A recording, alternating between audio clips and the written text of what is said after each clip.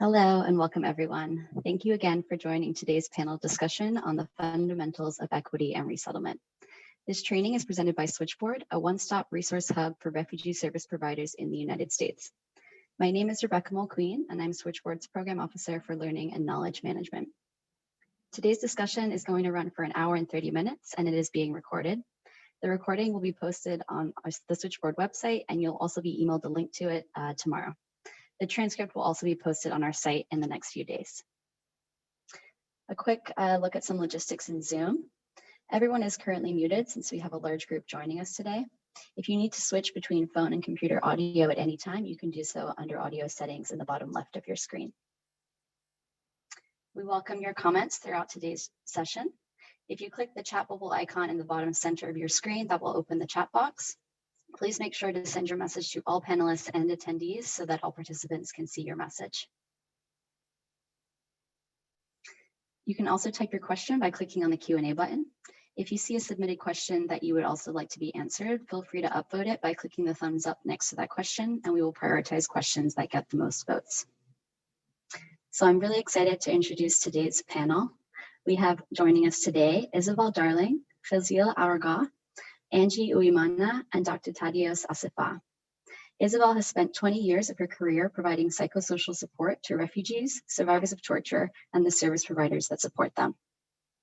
Fasil has been serving as a refugee integration specialist at Gulf Coast JFCS since January of 2019. In his current role, he provides newly arrived refugees with case management support so that they become self-sufficient. Angie serves as a Swahili, Kinyarwanda, Luganda, and Sudanese Arabic interpreter, and she also assists with translation work. She's lived in the US since 2016, and she's originally from the DRC. And last but not least, we have Tadios. He is the founder and president of the board of directors of the US Africa Institute, a US-based academic institution established to help promote the strategic partnerships between the US and Africa through education, trade, tourism, and citizen diplomacy. So thank you all so much for joining us today and sharing your experiences and expertise. So with that, I will turn it over to Isabelle. Thank you so much, Rebecca, and hello, everyone. I want to start by saying thank you to Switchboard for hosting this panel discussion and committing to offering resources to the national network on a very difficult topic of race and racism in the US. I also want to thank ORR for their support to fund and back these webinars and conversations. A personal thank you and shout out to Elizabeth Redwood, who has served as our research assistant in helping develop questions and resources for this webinar series. And additionally, I want to thank each of you for joining us today. Your work is intense, complex, and demanding of your heart and time, and we recognize that sharing your time and listening ear is a gift. Today, we intend on reciprocating that gift by having this open, sometimes vulnerable, sometimes challenging conversation with you all. I'd like to remind you that this part is a part two of the series on the fundamentals of equity and resettlement, understanding social identities within resettlement services. 2 weeks ago, we held the first webinar that discussed the foundation of history, language, and experiences as it relates to building equitable environments. While today's discussion will be more specific, it will be built on the first webinars following objectives. Understanding how social identities are integral to successful resettlement, describing US immigration history and its impact on current resettlement process, applying theory of intersectionality to refugee services, and beginning to incorporate anti-bias practices into refugee services. Today's panel discussion is an opportunity to hear from 4 voices within the Black diaspora community. We are concentrating on the experiences of African immigrants and African Americans in order to have a more focused discussion. We recognize that voices are missing, that we are a microcosm of perspectives, and that we do not intend on representing all of the experiences of the continents of Africa or North America. We will be discussing how race and racism impacts us from the African and Black American experience. It is not to minimize or deny the experiences of other populations who experience racism or discrimination. We recognize that in order to address isms, we must take time, be patient, actively listen, and continuously absorb more information. And we hope that more conversations will be hosted to honor other voices with the identities of being Black, Brown, Indigenous, Asian, Asian American, Pacific Islander, LGBTQ, women, communities impacted by poverty, and those living with visible and invisible disabilities. Again, thank you all for being here and sharing your time and listening ear. The panelists would like to start with a deeper introduction of who we are to give context of our intersecting identities and perspectives. I'll start with myself, who will then step into the role as moderator. Again, my name is Isabelle Swanmay Darling. My lineage is Jamaican, Irish, German, Scottish, Norwegian. I was born and raised in the US in predominantly white environments. I was raised by 2 white mothers and grew up saying that I was colorblind. It was not until I was in my early 20s that I began to understand the quote, "Anyone that says they do not see color means to them you are invisible." I grew up experiencing poverty and tremendous discrimination from my peers. I began to search for my roots, and it was through my work with refugees that I began to understand that the duality that I carry. Being Black in America is for a fact not easy, but also recognizing that my identity includes the word American creates a level of privilege that I also carry. This realization inspired my reconnection with my Jamaican family and deep commitment to uniting Black Americans and Africans. The countries I call home are the US and Jamaica, and with each is a longer, deeper, and complex not yet completed story. My reason, my why for working within refugee resettlement is because I am aware that my liberation is tied to others. I want to be proud of the US I was born to, and I believe that refugees and immigrants can help create the country we so readily advertise to the rest of the world. When people began marching after the killings of George Floyd, Ahmaud Arbery, Breonna Taylor, and many others, I saw peaceful people being harmed by officers, and it dawned on me that those folks could apply as a survivor of torture by the UN's definition. It became essential to me that within the resettlement movement, we have to be the change we wish to see. And this must come from having the hard conversations, changing policies and approaches, and doing the healing work. So that's a little bit about me. And now I'm going to pass this over to our other panelists. So let's start with Dr. Tadios Belay. Please tell us about the work you do, when you came to the US, the countries you call home, and why you do the work that you do. Thank you so much, Isabel, and thank you to the organizers as well, Switchboard, Rebecca, and also Isabel for giving us this opportunity, giving us this space to be able to share the work that we do and our personal journey as a refugee. My name is Tadios. I am originally from Ethiopia. I came to the United States almost 10 or 11 years ago as a refugee. I fled to Kenya almost 11 or 12 years ago. And I stayed in Kenya briefly, and I left my country of Ethiopia because of the political crisis that we had. We had a very oppressive regime, and so I was not able to live in my country. So in seek of protection, legal protection in the United States, I sought asylum. I came to the United States almost 11 years ago, and I went to school here. So home is, for me,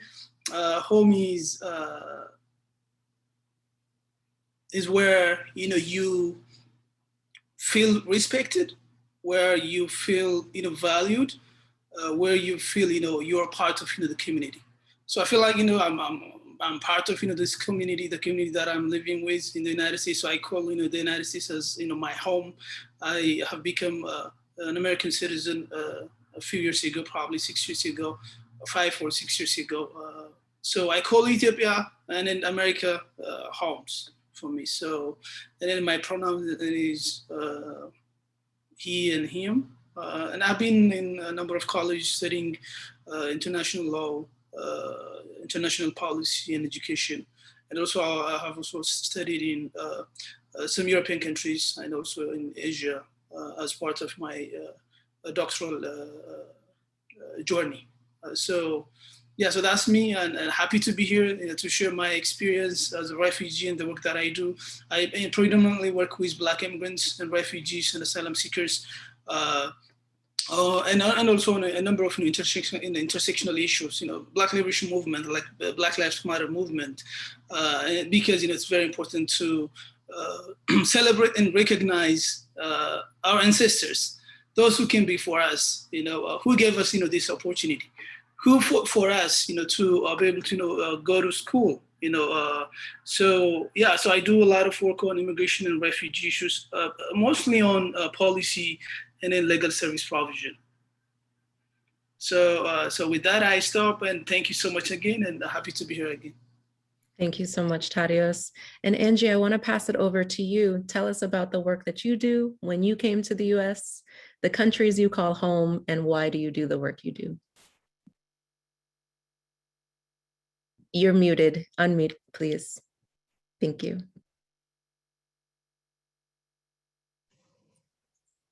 Thank you so much. My name is Angie Uwimana. I'm from Congo. I've been here for like almost 5 years. And the home which I call my country, it's a US and it's America and Congo. And a little bit about the work that you do? Oh, I work here as a translator.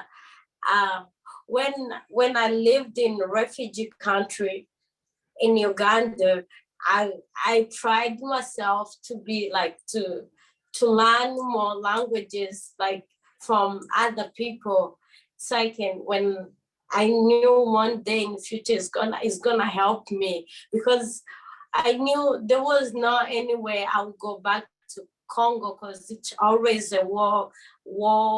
Even right now there is a war. And then I knew I was gonna go out. I was gonna go outside the country, and maybe in the future they will need me.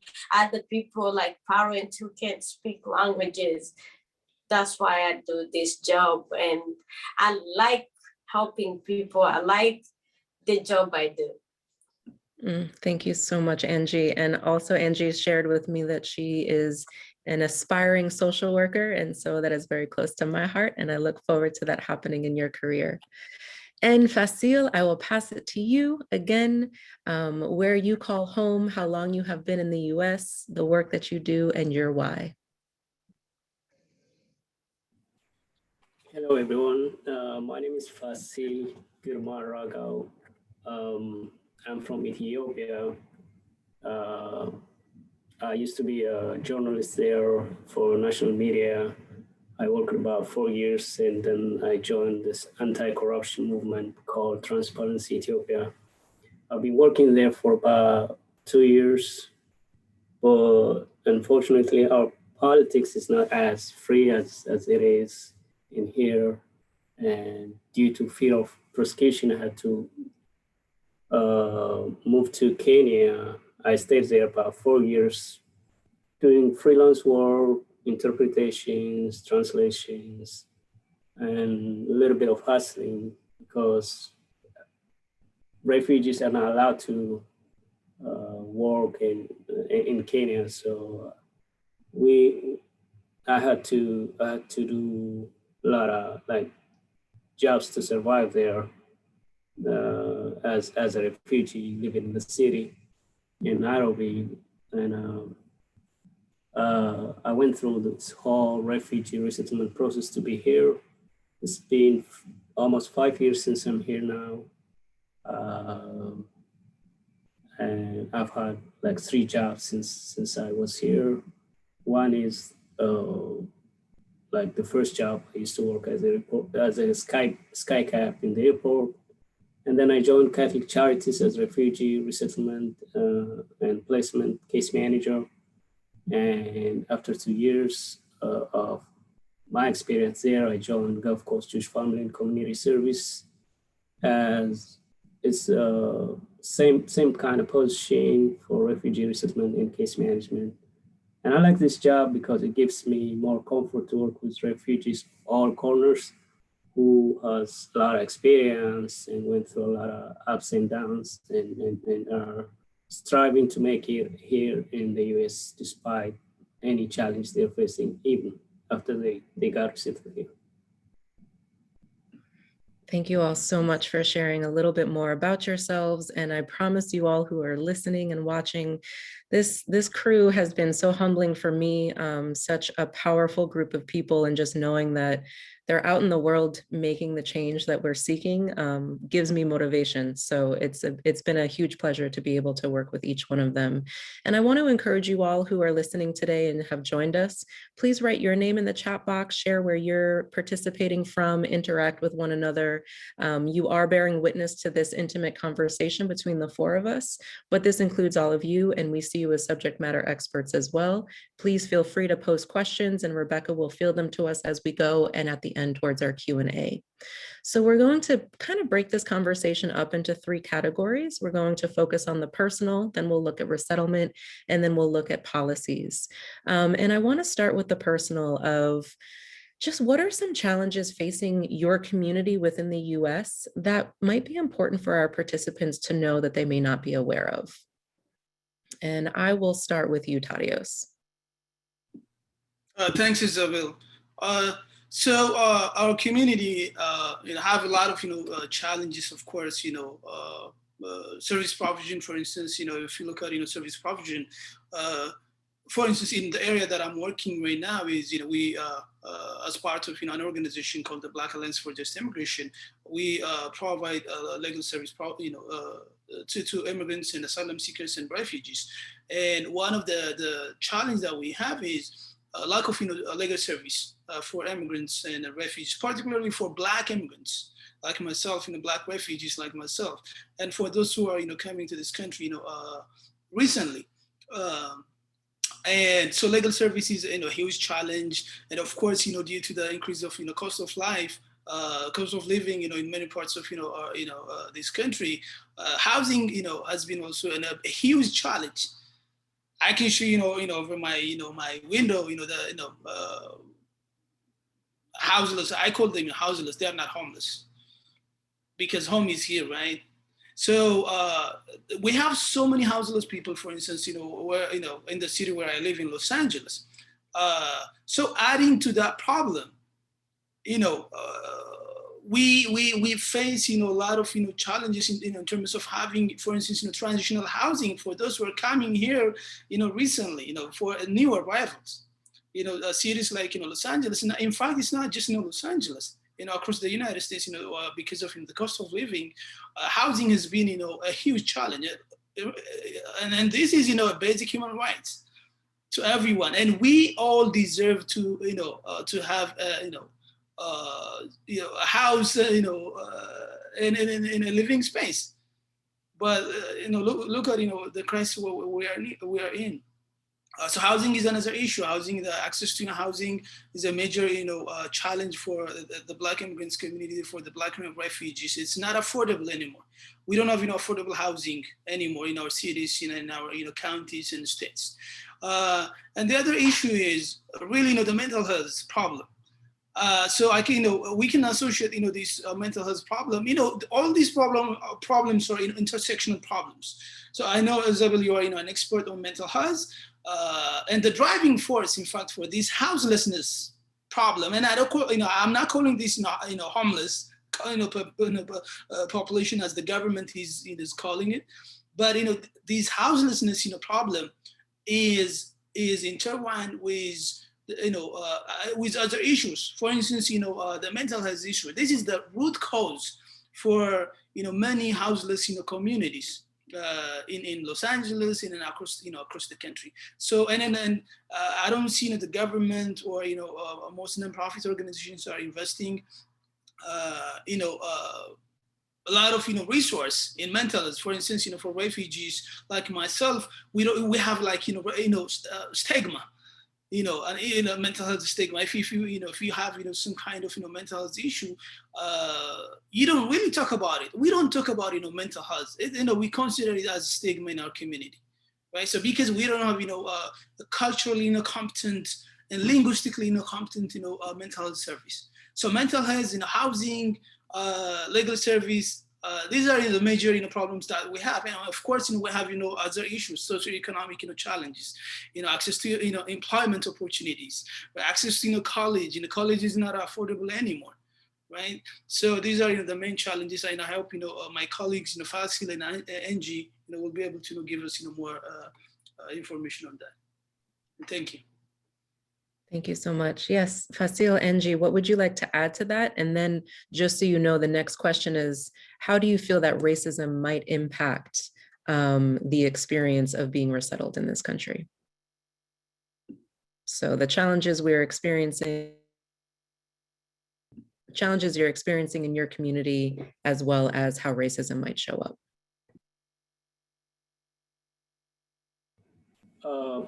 By your community, if you mean like Ethiopian community living in my area or refugees, the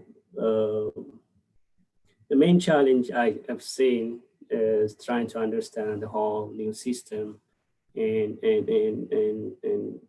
make it strive to survive and also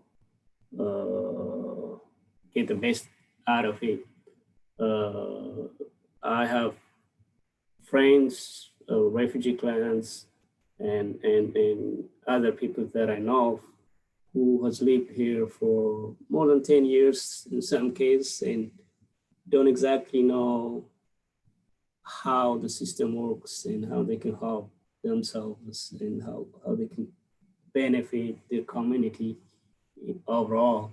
And I see many groups of communities when it comes to refugees and immigrants and people who came in here in any different ways, staying just by themselves. Like you don't see them having like all-rounded interaction was the indigenous communities here, which would help them like get more exposure on how the system works and how they can build themselves as and also like how they can realize their American dreams. But in addition to that, this might be the same case with all people who live in low-income standard, but same living standard that never changes is the kind of life that most of refugees and immigrants are living. And because of this low income, the way of their life is like, paycheck to paycheck, they just work to live and live. Like that's how it is. And when you add some racial elements, like systematic racial elements on top of that, the life gets even more challenging. And like Tadios said, there are cases of mental health, which is under-discussed actually. And many of them don't realize they have that problem, but you see it in your interactions. Even if I personally am not professional on the subject. This is a major challenge that we have. Thank you so much, Fasil. And I really appreciate both answers recognizing the intersectionality of it all, right? We can talk about housing, we can talk about stigma, and we're seeing how race shows up and that it is all interconnected, which is why it takes so much time to untangle. Angie, I'll pass it to you. Okay. Hey, I think the main challenge, I'm about to talk about the youth, because I'm a youth. So the main challenge which affects when we come here, like when you come here, first of all, you'll be in school. You'll be used of school when you come here, and then you're 18. You come here and then you go straight to work. You can't go to, you don't go to high school when you come to America. When the youth come from Africa, when they are above 18, like 18, 19, 20, it always affects them. when they come here, they are expecting to go to school, to high school, and they continue school, but it always affects them, and they have to go do the GED, which GED is so hard. You cannot, it's hard to pass the test. I did the GED. It's really, really, really, really hard. You have to start with learning the school, the system, and all that. Some youth, they get bored of GED, because you can take, if you don't pass the test, you can take GED for like 2 years, 3 years, 4 years, and then when they feel bored about doing GED and it's hard for them to do it, and the other thing they'll think it's about, they'll start going in a bad places. They can't get job, because there's some job where you cannot apply when you don't have your high school diploma. So those youth, they will just quit school because it's boring, GED, and then they'll sorry for that. That's okay. We can still hear you, Angie. Sorry for that. They can start drinking, smoking, and all those stuff. Angie, thank you so much. I think that that's always so interesting to realize that things that we just put on the self-sufficiency list of, okay, and then you go for your GED and then you can get a job, not realizing how challenging that is and how it may be another obstacle that if you don't overcome that, it can have a ripple effect everywhere else. Angie, I want to continue a question with you. You and I have had some conversations one-on-one, and I know that when I was younger, being Black American, raised in America, and educated in the US, my knowledge of Africa was wildly incorrect and dangerously limited. And I learned false information and associated words like impoverished and in need to the African identity. And I'm curious if you can share a little bit about your experience before coming to the US. What did you know of Black Americans before you came here? And then after coming here, did you learn anything that may have challenged that previous belief? And then I'll ask both Fasil and Tadios the same. So what did you know about Black Americans before coming to the States? When I came here, it's me. Oh, when I came here to America, I thought like Black American, it's us who are Black and just live in America before I came.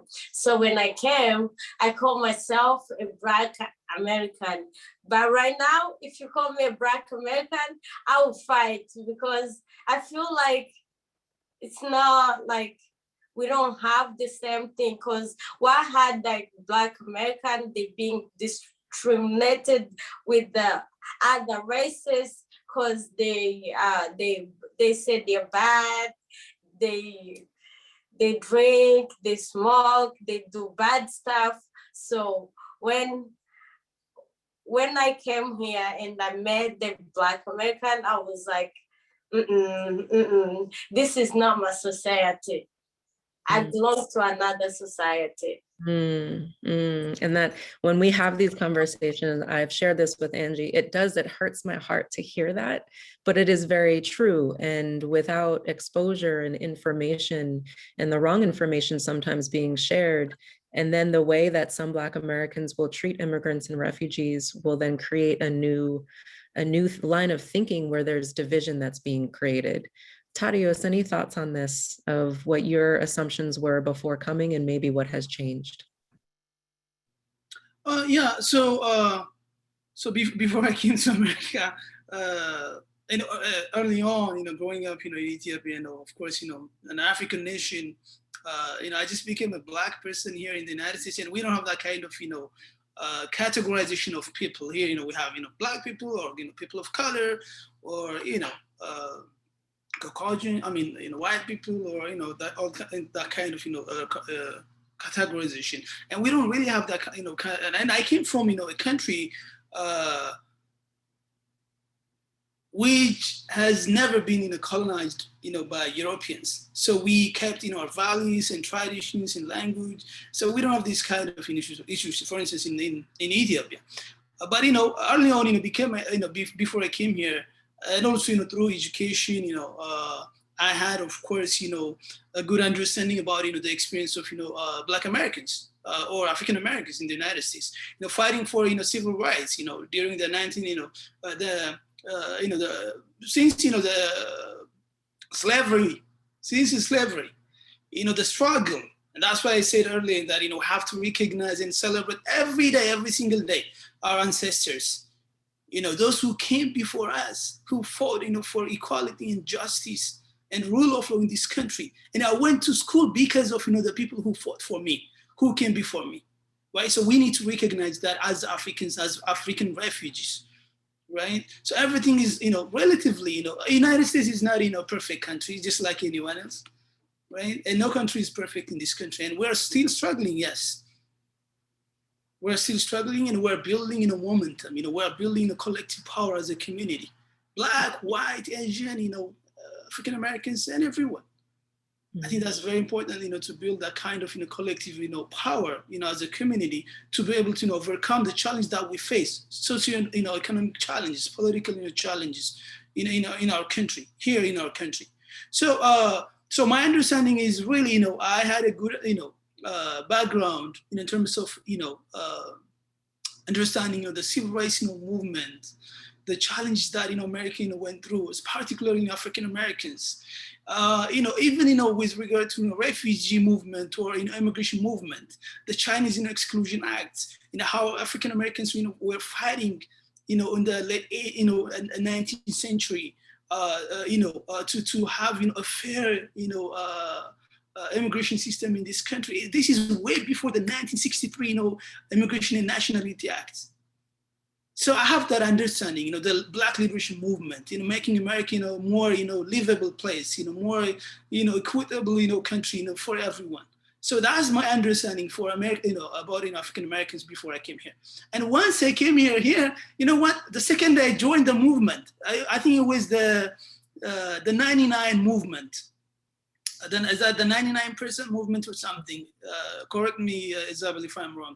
I remember I was resettled in Oakland, California. And by the way, I just want to say thank you to all the staff members of Catholic Charities, throughout this country, who have been fighting and working day and night, for refugees. These are the people who, who gave us, flowers, at the airport. They welcomed us, at the airport, and they helped us, find, transitional housing. They assisted us, navigating, the education system, the way of life in this country. And I just want to, take that, opportunity to really appreciate, these people, the people who are working, in the refugee and resettlement, program. So the moment I came here, the next day, I remember I joined that movement. Can you imagine that? I joined, there was a protest in Oakland, California. And I joined that, protest. It was a protest against, Wall Street, 1%. The 1%, it was against the 1%. And I remember I was sleeping on the, the street, with the protesters. This was the second day of my arrival in the United States. So I think, that because, I think, growing up in Ethiopia, and also, I went to school, my first degree in Ethiopia, I had, this understanding of, the, American, culture, American, history of struggle, especially Black Americans, African Americans, struggling, for equality, and the, the slavery, and the liberation, Black liberation movement, the civil rights, movement, and also, the immigration and refugee movement. These are, of course, part of the civil rights movement. That's why I was mentioning, the Chinese Exclusion Act. So this was really, my understanding. The hardworking people of America, or African Americans, fighting for justice until this time. Our movement, the Black Lives Matter movement, right? And then building up, on the success that we gained, over the years. We're not, we're not, abolishing, the system, or, but, we're making sure that, everyone is building, solidarity, among people who are, historically disadvantaged communities, like, African Americans or Asian Americans, or even, those who came to this country, as refugee or asylum seeker. And I'm very grateful again, for those who are working in this movement, in the resettlement, refugee resettlement and immigration movement. Yeah, so that was, my my perspective, on African Americans. Thank you so much, Tadios. Fasil, anything you want to add? Yes, thank you so much for giving me this opportunity to express my thoughts on this one. Yeah, there are a few things that can shape your attitude towards African Americans when you're abroad. Like, in case of the media, what you hear here is not broadcasted outside. You just hear different things, limited kind of discussions. And when it comes to resources like books and also people who are expressing their thoughts about what's happening here, is quite limited there. Like, we don't have the access to get more information on what is actually going on inside in the US with regard to racial issues. But we've studied few things like the history and the reason why things are happening here, like with regard to African American citizens, but I never expected it would be this much visible when I came here and see the living standards of African American and the rest of the communities. It's like you cannot even hide it. You can see it. I've seen few cities. It's not like, this is just my own opinion and my own observation, and I'm not generalizing. It's the same with each and every city, but I've seen about 4 or 5 cities and try to see honestly where African Americans are living, and like it doesn't mean, I'm not saying like, there are no African Americans who has like high standard of living, but I have witnessed like amazing difference, and I didn't expect it would be this much deep, and the jobs that most of African Americans do, and the rest of the community is quite different. Like, there are people who has obviously higher positions, but when you see the person who are doing the legwork, are most of them are either refugees or African Americans, and this has its own reasons why it's happening, and it's honestly it's scary for everybody. Like, it's not like other communities did it for African Americans to be here, but in this situation. But I understand, like, I came here and start also looking for other resources, especially books and documentaries, and try to realize, like, understand why is this happening, and it's much deeper, and I didn't expect it would be this much complicated, but the overall system had created this, and it has the very long road for this to happen. Thank you all so much for that. And I'm even with this question, even though I'm asking the question, I'm reminded of moments as a Black American case manager in resettlement that some clients coming from Africa did not want to work with me and would prefer to work with a white American.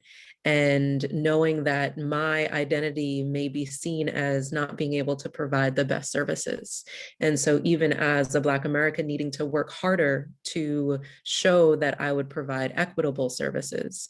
And so there's always this relationship and this back and forth that's required to continue to educate ourselves. And I'm curious, and Fasil, I think that building off of what you just shared, reading books, getting more information, seeing what's actually going on in your communities, participating in protests, having conversations, all of a sudden you're supplementing our cultural orientation program, right? You could go to the cultural orientation and resettlement, but there's so much more that's needed. And my next question to you all is, what role does, or maybe should, resettlement play in addressing these differences and dynamics? And specifically, what role should resettlement play in addressing racism? I think if we asked this question 5 years ago, we might have a different answer than where we are in the US today. But what role, if any, should resettlement play in talking about racism? And whoever wants to take this question.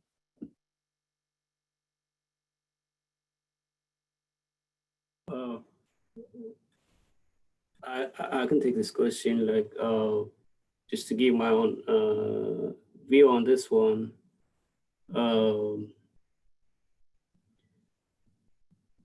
Policy-wise, probably there may be a need for some change with regard to advising refugees expectations right before they come here. But that takes the whole process. Was like as long as the U.S. government is really interested to help refugees who has no place to go to come here and have second chance, we understand there's also a need for manpower, and people need to get they need to get people to do a lot of jobs that are needed, like, you know, that cannot be filled by the indigenous community. But trying to help the living standard of that area of work would help refugees to overcome, like, the challenges. And with regard to resettlement agencies, have an honest opinion with refugee clients, refugee leaders, and also communities would help them to understand why this is happening, and it could prevent some level of culture shock. And also, if we can help the refugee communities and clients have some kind of relationship with all sectors of the indigenous community, and trust build, and also helps them develop their skills, that would help so much. Fasil, thank you so much for that. And I'm really appreciative. You're using language of indigenous communities, which is never something that I've associated with Black Americans, but I think it's very beautiful, because to me, indigenous communities are the First Nation peoples that were here before Europeans came over.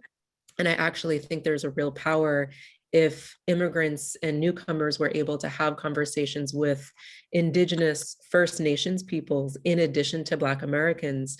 But as Black Americans, we have helped create, and, you know, the first wave of immigrants of color helped create a culture of what it means to be a person of color, to be Black and brown in this country.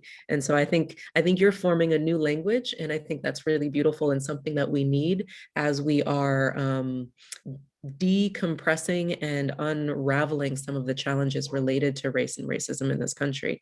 So thank you for that. And Angie, I want to pass it to you in terms of, do you think that racism should be a part of resettlement? As a conversation, do you think that newcomers should hear and learn about racism in this country? Yes. Simple as that, yes. I love it. No, I love it. I can No, jump. Yeah. Tadios, do you want to add? Yeah, Angie, do you want to go first? no, you can go first. Okay. Yeah, so I think it's very important to and someone was Sylvia was commenting here on the chat box, educating the newcomers and refugees about racism and race in the United States, and even talking about critical race theory, how race plays in our governing bodies in the policy in our institutions in this country. United States is not just a land of honey and then milk, right? We still are facing, like I said earlier, this is not a perfect country, right? We don't have a perfect union, and we're still fighting. Recently it's fresh in our mind, the killing of George Floyd in Minnesota, right? And the systemic racism and an oppression in this country in every sector, and like housing, education, and employment, opportunities, right? And this is for resettlement and agencies, right? So it is very, very important. I know that they have some kind of cultural orientation program before you arrive in the United States. That's part of the refugee resettlement program, and race and racism is not part of that. I took that orientation when I was in Kenya 11 years ago, and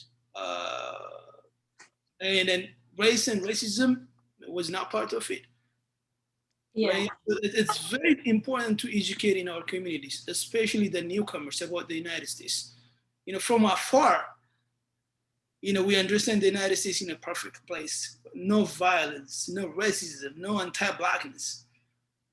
Right? Money is growing on trees. The roads are paved with gold. Yes. So let's talk about, let's be honest, talking about, all these challenges. Let's build, a community. Let's build, solidarity among our communities. We don't want to divide our communities anymore. Yeah. We have to unite, our communities to be able to, overcome all the systemic, racism, systemic,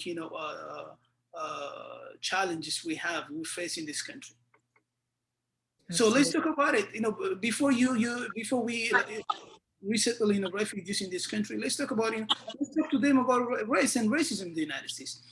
The challenge that African Americans or Black people are facing in this country. Let's have honest conversation about that. Education is very important on this issue on race and racism. I think as part of the refugee resettlement program, one thing that I would recommend for refugee resettlement agencies is include this race and racism education in your portfolio, in your resettlement process.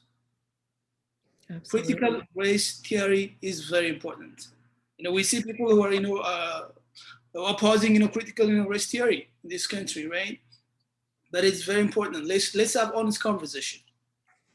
Absolutely, and I think what's so interesting is that almost working in resettlement is an opportunity to talk about the things that many Americans don't talk about in their day-to-day.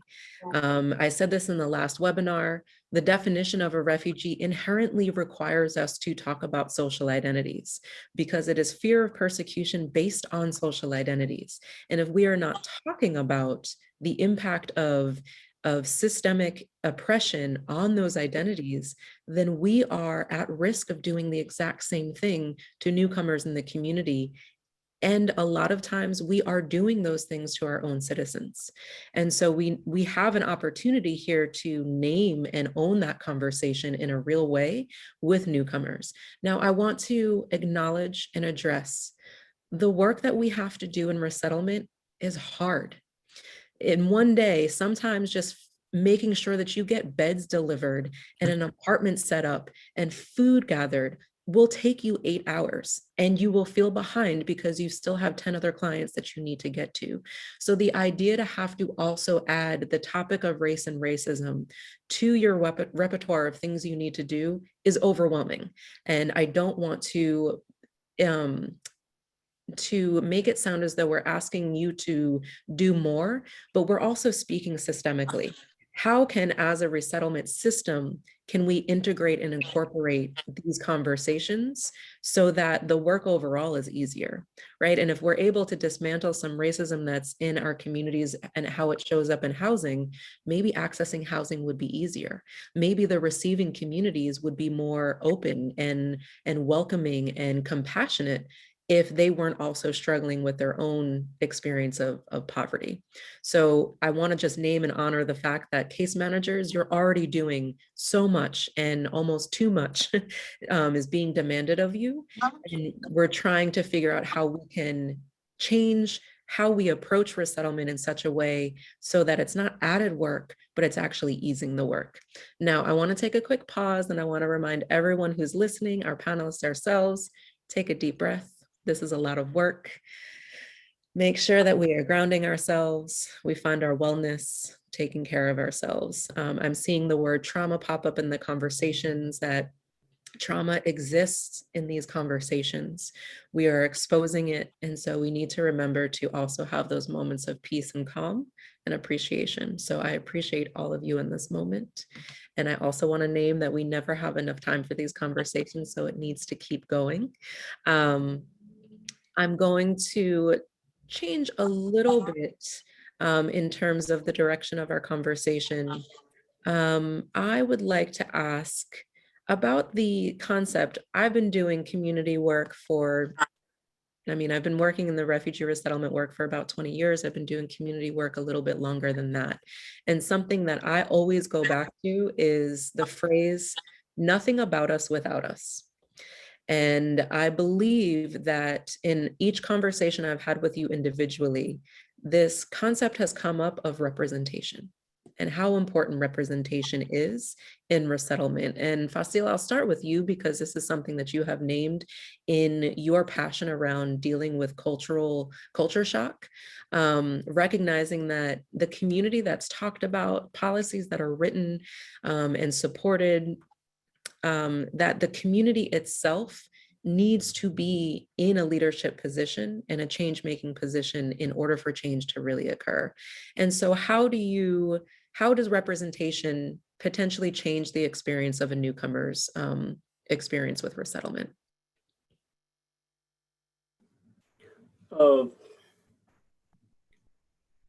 It's kind of difficult. It depends on who's coming from where and what kind of experience and also prejudice the client has and what kind of expectations they have. When it comes to African refugees, especially we receive a lot of refugees from Congo, Ethiopia, Eritrea, and there's a lot of expectations from refugees in the way they picture US and the overall system is quite different than what actually is in here, and trying to help them realize what's happening here and what they're expecting has a big gap, and need to narrow that gap as much as possible. It's a difficult job. Like from the beginning, when you pick them up from the airport, some of them wants to see different face. Like case of, for example, Ethiopian and Eritrean refugees. There are clients who does not expect to see Ethiopian face at the airport. Like, they would rather see someone different, someone indigenous. And like I've mentioned it before on the webinar, there's a lot of ethnicity issues in Africa, unfortunately. And they have some kind of assumptions when they see people from their own country, especially if you're like from a different ethnic group, which is quite challenging for especially a case manager who tries to help as much as possible and give it all for the matter. But at the same time, it also gives us opportunity to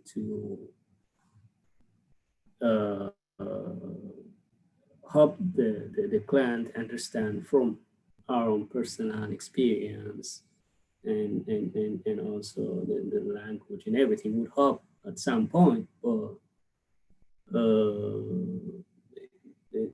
it's a challenge as well.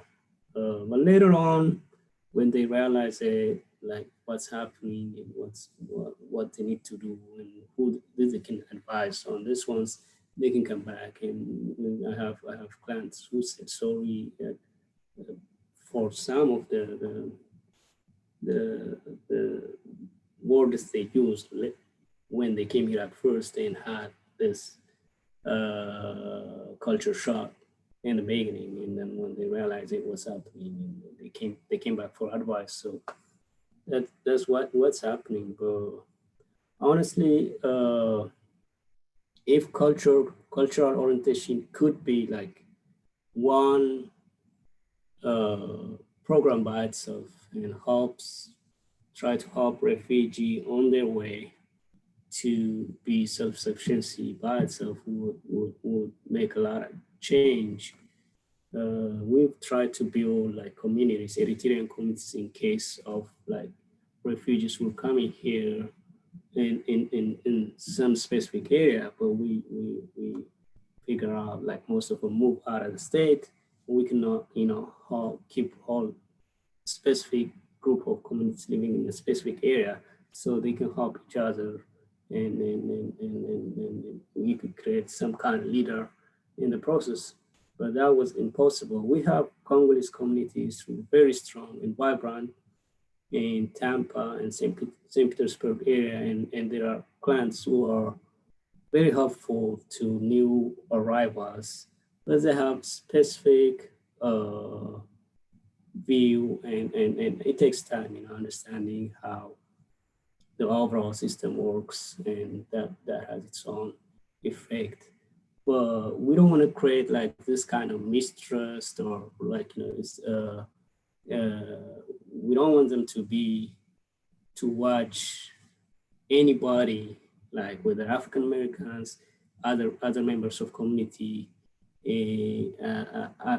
as if they're a threat or anything. But we want, as much as possible, if we can build a bridge and have positive relation, and they would be more beneficial instead of like alienating themselves from any other part of the community. Thank you, Fasil. Angie, I'm curious, when you arrived, were you received by people that you could connect to that were from the Congo as well? What was your initial experience when you first arrived? Did you have people that you felt represented who you were? I'm sorry? I was curious about your initial experience upon arriving. Were you received by other Congolese, or were you working with resettlement workers that were outside of your own cultural group? We were received by some, not Congolese, with some people outside, like our social worker, and because we were like one of the new people who arrived in Tampa, like new Congolese community. After that, it was me who would go to welcome people, the new Congolese. But we were like one of the first group who are alive in America, the Tampa Congolese.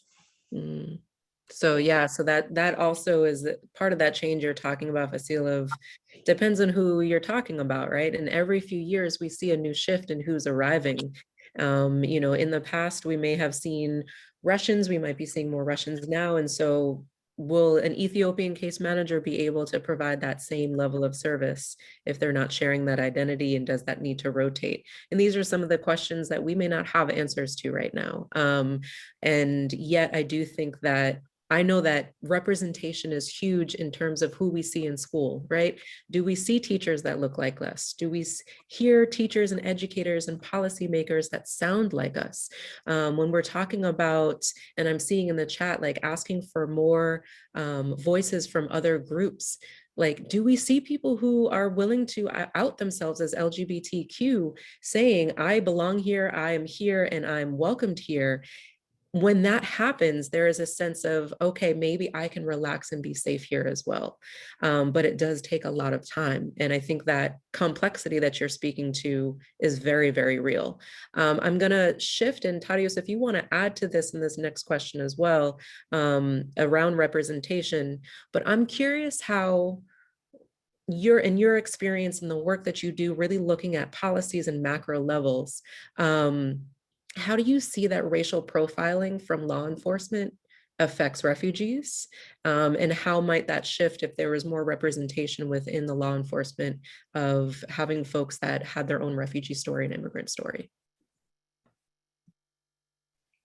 Thanks, Isabelle, for that question. It's a very important question.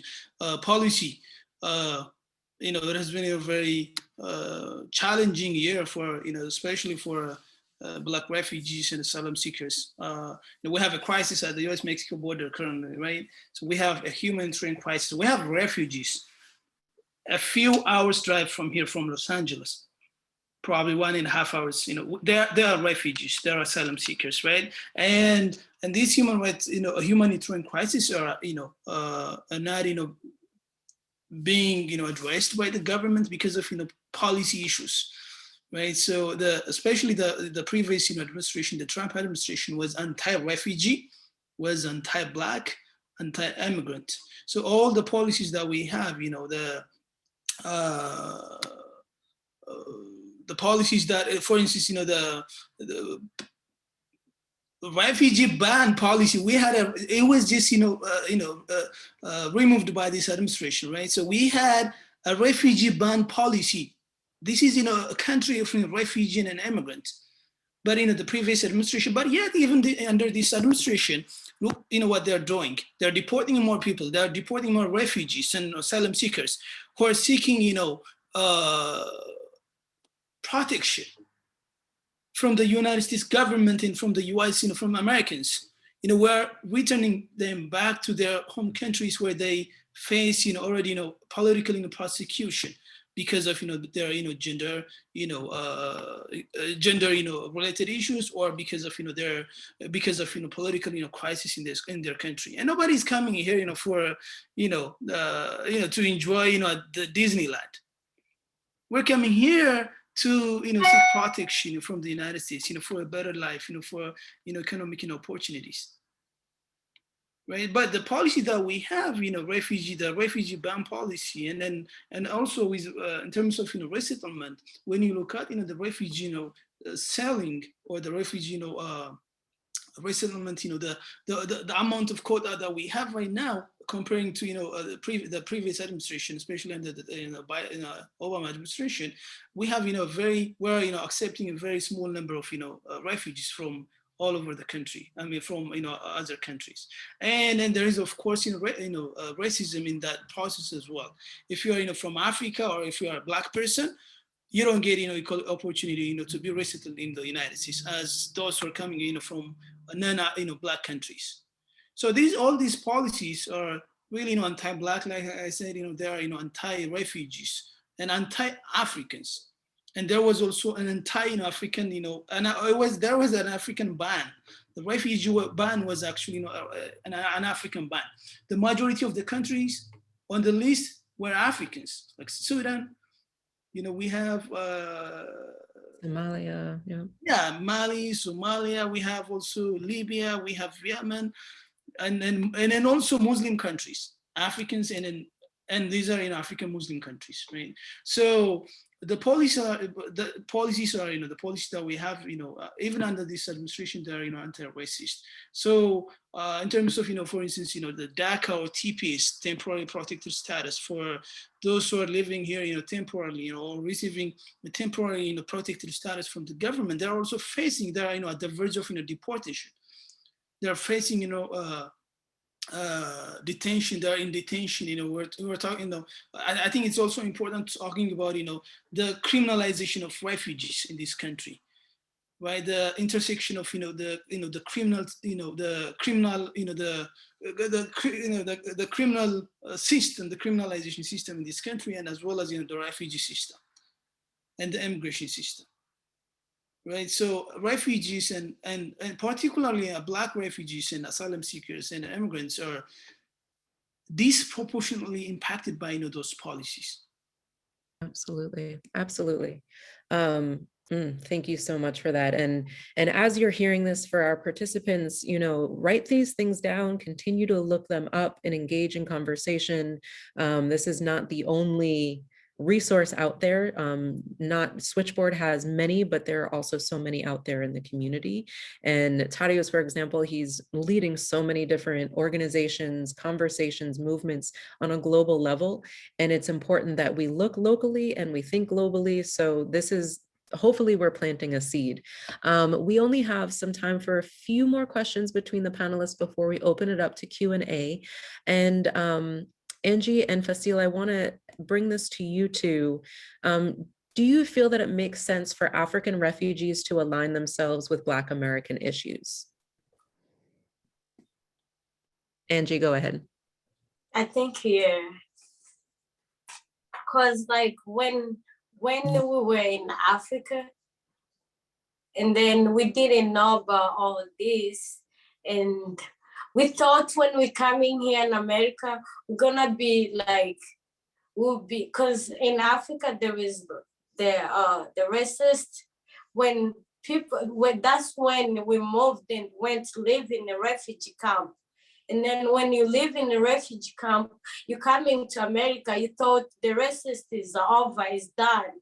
And then you come here in America. When you're here in America, then there is they come also the things for racist, the white and Black, whereby I feel like, yes, the African has to be also included. Because if I don't speak and I'm just walking on the road, people just say she's African, like the people say. So I feel like they're also African American too. They have to be involved. Mm-hmm. Did I make my point clear? Yes, I appreciate that, Angie. Fasil? If we're talking about under the assumption of like the overall systemic racism that's against African Americans and the fight against it, of course, refugees should align themselves to African Americans. Not only refugees, everybody should align with African Americans in this particular case. I have had the opportunity to see how the Black Lives March was going on in my city, and I was surprised how a lot of diverse people trying to voice this challenge against African Americans, and that kind of trend should continue, not just for refugees. It's very sad to see that African Americans are given, especially like those living under the low living standard, are given like few choices, and even those choices are not very good ones.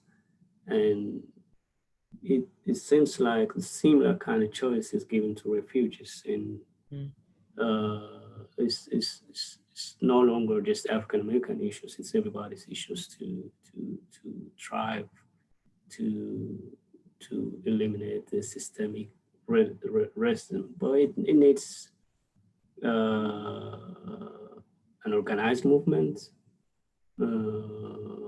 It needs people to be taught, like, what's happening, why this is happening, not to antagonize certain group of people, but to try to make a change on the system so that everyone can be beneficial from this, honestly speaking, glorious and very rich country. So that's my thought. Thank you very much. And I'm going to ask just for each of you to answer very shortly, under 30 seconds each. What do you need from your national colleagues to build an equitable environment for newcomers? You have national colleagues right here listening to you today. What would you like from them, and how can you provide, how can they show up for refugees coming into this country?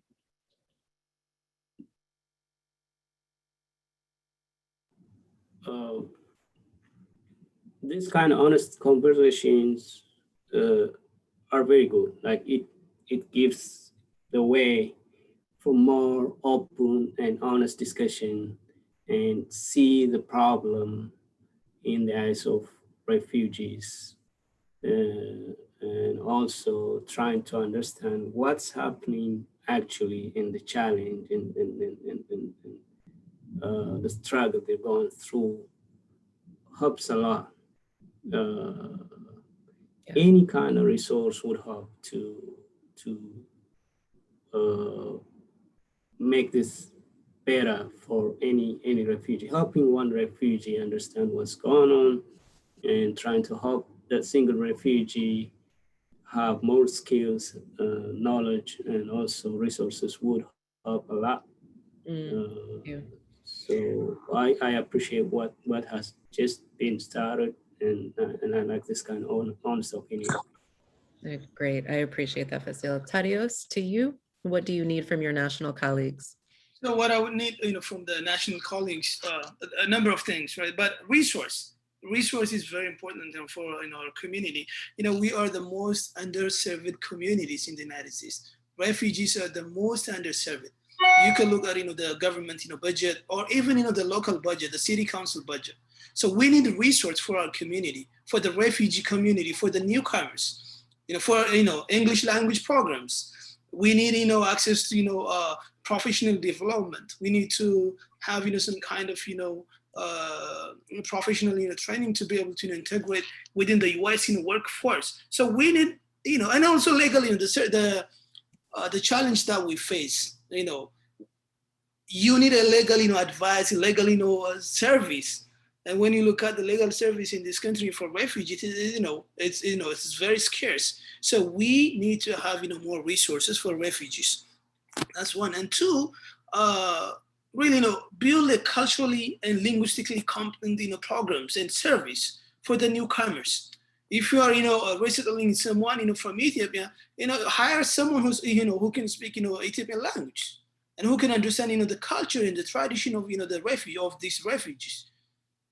So building a culturally competent service, building a linguistically competent service is critically important for the integration of the newcomers and refugees within the United States communities, or within our communities here.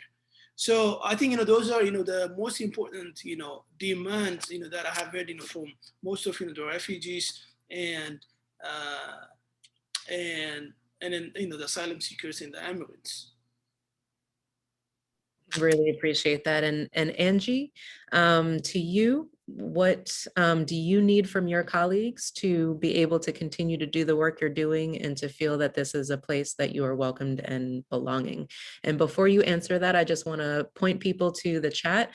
I've asked you all, what brings you hope and motivation? This work is heavy, and I want us to be able to make sure that we're tapping into what motivates. So in the chat, you all can answer that. Angie, please help us answer the question of what you need from your national colleagues. I think we need to work with each other, hand in hand, to make everything develop. And then we need support. Yeah. And then we need to know how to communicate with those people, because we need to understand them. We need to know how to talk to them, because we need the language which we have to use in order to talk to them. That's really powerful. So what I'm hearing is resources, the time, the conversations, and then the opportunity for us to use our voices and to talk to the people in power, which I also hope at one point that the people in power also sound and look like us. So in that way, we can continue to talk within our community. I want to pause there, give you such gratitude and appreciation. And this is always, every sentence feels too short. Every time together feels too short, and there's so much more to say. I want to open it up and give it back to Rebecca, and then we'll have a few more minutes to answer some questions and maybe share a little bit about what gives us our own motivation and hope as well. Thank you all so much for your voices, your time, and your heart today. Thank you, Isabelle. Do you want me to moderate the questions that are in the Q&A? There's about 5 there. Yeah, that'd be great. Maybe we just start with maybe one all-encompassing, if possible. Sure. Let me just do a quick review. Okay, I think this question from Hannah is a good one. So how does a person's status as an immigrant, refugee, or undocumented individual impact their safety and access when participating in social and racial justice movements in the US? And does resettlement have a role in providing this access? That's an interesting question. I was thinking about that for you, Tadios, especially when you were saying you joined a protest when you first arrived, and the potential vulnerability that has with your status, right? Let's say you go to a protest and you get arrested and you're not yet a citizen. So maybe you can answer that question, Tadios. Thank you, Rebecca and Isabelle. And thanks also for this question. It's a great question. I think so I've been to a lot of movements and protests since the second day of my arrival, and I have also seen almost every day, especially during the Black Lives Matter movement protest, and a lot of undocumented immigrants were picked up by ICE and other immigration agents. And yes, immigration status does impact your participation in any kind of movement in this country. But I think what's very important is we have to educate our community. We have to know your rights training to what are our rights before we join a protest or a movement as a refugee or as an immigrant or as an undocumented person. I think we need to understand our rights and our obligations. Well, how do you encounter with a police officer or an immigration officer if they can't if they come to your place, or if they capture you somewhere at in the middle of the protest. So I think know your rights kind of training is very important, and just empowering the community, empowering the refugees and the newcomers about our rights, and then contacting just the basic due process of law, just contacting your attorneys before speaking to these police officers or ICE or any immigration agents. Make sure that you are silent. Make sure that you are contacting your legal advisors or attorneys. So I think it's very important to education. Political education is very, very important. Before we join any protest, make sure that we are having all this awareness of how the police function in our society, especially as a Black person. We are always targeted by police. So make sure that you are safe. Make sure that you are joining a safe space, and make sure that you are not targeted by these police officers or immigration agents. So I would say political education, know your rights training, and especially in the resettlement program. So I would suggest to offer this kind of training to the newcomers and refugees. Just know what are the basic rights that we have as individuals, as refugees, as immigrants, as undocumented in this country, and what would be the consequence, if I'm caught up in the middle of the crisis, by the police officer or by immigration agents. Yeah. I think this also is a call to case managers and directors and state coordinators as well, that if we are seeing our clients participate in a very American act of fighting for rights, that we're also prepared of what do we do? Because I'm thinking, Tadios, if you were my client when you first came and I knew second day you were sleeping on the streets, you'd be giving me a heart attack.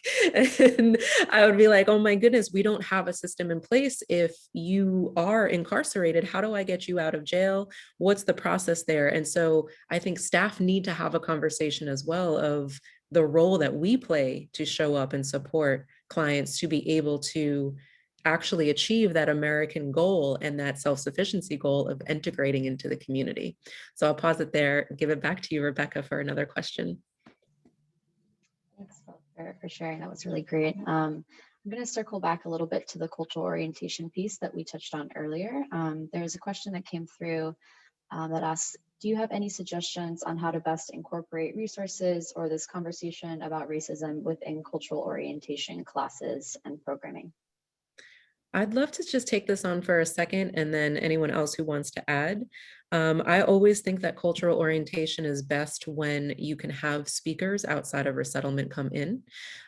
So as Tadios and Fasil and Angie have named the history of leaders in our communities, not enough is shared about that. So imagine if you had elders talking about disability rights movement, talking about LGBTQ movements, talking about civil rights movement, come and share and talk about the history of this country during cultural orientation.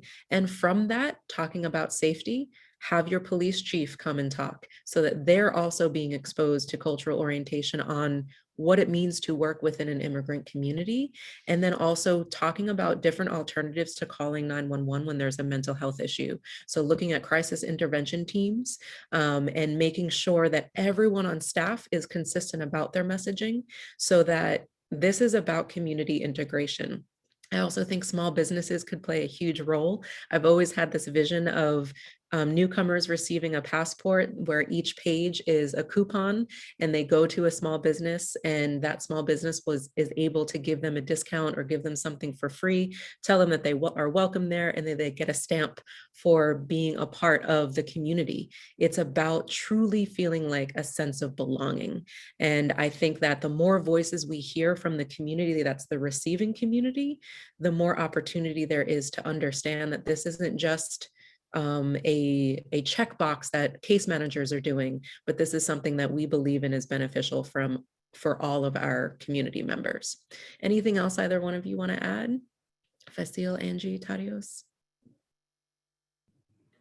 I would really suggest cultural orientation should be just one part of like refugee resettlement program, and goes hand in hand with like social self-sufficiency and economic self-sufficiency programs, because it takes longer time to help refugees understand the overall cultural, political, and economic situation in the country, in addition to teaching clients few skills, how they can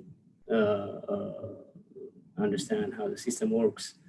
And depending on the client's understanding, educational background, where they come from, and their expectation, age, and everything, I believe it should be somehow flexible based on the client's understanding.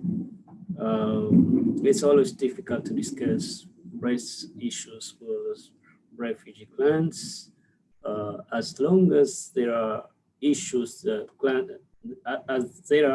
clients face towards them with regard to racism. There are also some prejudice clients have toward a certain group of people, which needs to be advised differently. So yeah, it should be. It might take a longer process and shouldn't be just one part of like requirement of resettlement and placement program. I think that goes to the other question, Rebecca, in our Q&A around Have you experienced or observed racism within refugee ethnic groups or one refugee group against another? And Angie, I don't know if you can speak to this, other folks, but racism is not solely unique to the United States. The way that it shows up is very specific in this country and has a very detailed history, but discrimination and a sense of who is better than others is a global thing. So Angie, have you experienced or seen racism show up between refugee groups? Yes. What have you, and I understand that this is a hard, question to answer, but what did you experience, and maybe were you able to overcome it, or is it something that you still need support on? Okay, like example of like, okay, like example as my tribe. Okay, I'm Congolese, but other Congolese, they don't see me as a Congolese. They see me as a Rwandese, like a Rwandese. But my tribe is Munyamulenge. They're in the way. It's like a long story, like long time ago, the grandparents moved from Congo to Rwanda, stuff like that. I don't know, but what I know that I'm Congolese. But when we go in Congo, like they always fight through my tribe and like Wembe tribe because of like the tribe. And when I asked my mom that why they don't count us as Congolese, they count us as Rwanda, and my mom would be like, maybe it's because they know they told like they have like, yeah, there is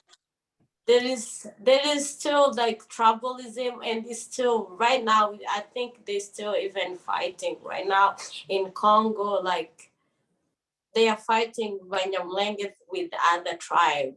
Absolutely. And I think that categorization and tribalism is informative, right? It is a source of wisdom that we can take with us when we're looking at what racism looks like in this country and trying to figure out how to experience it. But it is very different because it may be people that look like you. I know that as a case manager of color, a Black case manager, I've experienced people who might be perceived as Caucasian in this country treat me as not being able to provide the best services. A case manager of mine in a previous position was Somali. She and I showed up at a client's house, and they really felt that they received poor housing because we thought that they would be African. And so this subtle context of we're in a bad house because you thought we would be African and Africans deserve poor housing is so tangled, but it indicates there is already a level of, I want to be seen as better than others. I want to be seen as a more accepting refugee than others. And so when we start to create more hierarchy within a marginalized group, that's how this concept of conquer and divide, those who are oppressed don't even need to do the work anymore. We're doing it for them. And so it's an opportunity for us to come together and say, we're in a new opportunity to a new country here. Maybe we can do things differently, right? And that's the hope, is that America is the opportunity to build something that's actually peaceful. We keep talking about the milk and honey land. And I used to say to my clients, this is the milk and honey land, but there's also a shot of vinegar that's in there. And I would love to remove that vinegar. I'd love to stop the curdling, right? And actually offer a milk and honey opportunity. I know that we need to stop, Rebecca. And also, Isabelle, if I may. Of course. In addition to those, ethnic strife or tribalism within our community, it's also important to understand, how the system is intentionally, working, to divide, our communities, in terms of, service provision, and then also resource allocation. For instance, they give more resource to non-Black refugees, and then denying, Blacks or, African refugees. And this is in our daily life experience, right? And for instance, look at, the poverty level within the refugee community. Those who came from, the, European, South Asian countries or European countries or, other countries, comparing to Africans or Black refugees, from Africa or South and Central American countries or, from the Caribbean. Look at how we are being treated, by the system, in terms of service provision and in service allocation. Resource allocation, within our communities. Absolutely. Such good points. Thank you. I think we need a part 2. Part 3. Thank you all so much for answering these I wish questions. we had more time. I know. Yeah. So, but Yeah, and I want to take a minute too to just acknowledge, the emotional labor involved in speaking on this topic, especially for 90 minutes, and just really express my really deep appreciation to all the panelists for agreeing to spend time educating us, sharing their experiences. It's tough, and we're just very appreciative. So thank you so much. And I'll just spend 2 minutes doing a quick wrap up for the training. These are the learning objectives you saw at the beginning of the session. We hope you feel that between this training and the last one that you have now achieved them. I did just drop a link to a feedback survey in the chat. If you could take a minute to just let us know what you thought of today's training, that would be really appreciated. Helps us improve our trainings moving forward. And if you joined the first webinar, these resources may already be familiar to you, but I just wanted to share a quick reminder that Isabelle did develop an information guide for the series, which is on our website. I'm also dropping the link to the chat right now.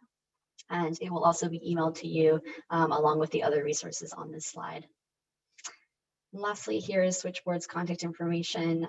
Please feel free to email us if you have ongoing questions or comments. We'd love to hear from you, and we hope to see you at future trainings. So again, thank you so much to our panelists. Really appreciate the time and energy that went into this series, and we hope our audience enjoyed it and learned something today. So have a great day, everybody. Thank you, everyone. Thank you, everyone. Thank you, everyone.